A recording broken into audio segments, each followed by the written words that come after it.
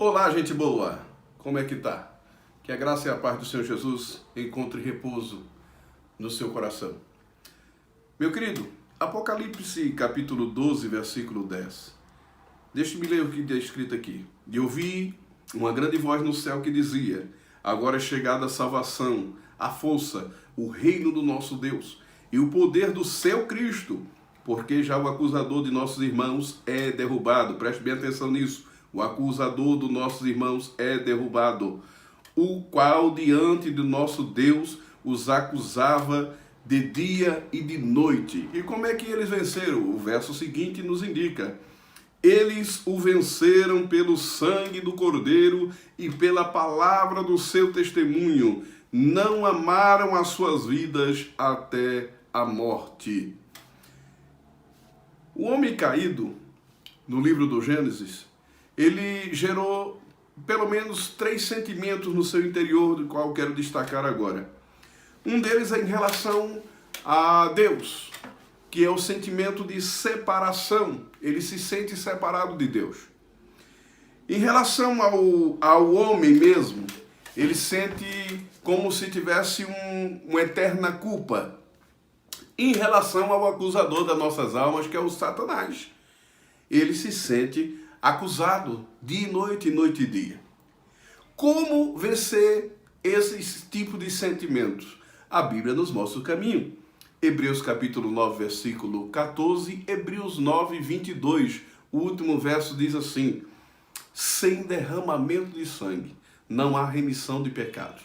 Então, e assim como está descrito aqui no texto, a vitória sobre o sentimento de separação a Deus, o sentimento de culpa no interior, o sentimento de acusação do inimigo, só pode ser vencida pela fé no sangue de Cristo que foi derramado ali no Calvário. E esse sim purifica toda a nossa consciência.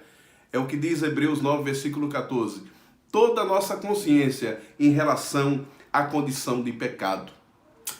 Apesar disso, muitas das vezes tem pessoas, se você de repente se sente ainda com esse sentimento de culpa, com esse sentimento de acusação, com esse sentimento de separação, uma vez que você declarou a fé em Cristo, não permita que isso aconteça mais.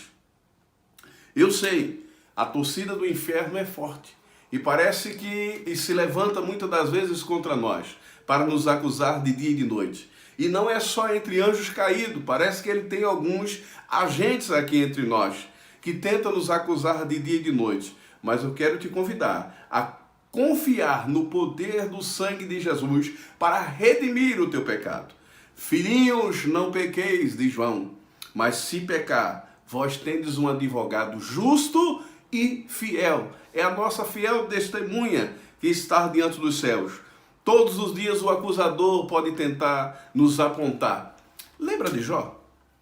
Jó, às vezes acometido por algo sem mais nem menos, quando acontece qualquer tragédia, às vezes na vida da gente, tem pessoas que logo se levantam e a teologia tá pecando, tá errando.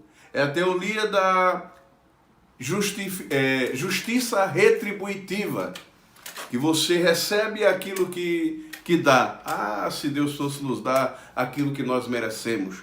Só que nós não merecemos, porque todos os atos de justiça que recaíram sobre Cristo na cruz, recaem sobre todo aquele que crê, tem fé no poder do seu sangue.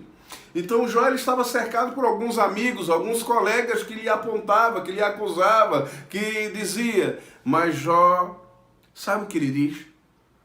Eu sei que o meu Redentor vive e por fim se levantará sobre a terra. Então, quando a acusação vier, querido, eu quero que você tenha força suficiente para acreditar que o teu Redentor, sabe o que é o Redentor? É aquele que pagou a culpa, é aquele que te redime da culpa, é aquele que restaura a sua culpa.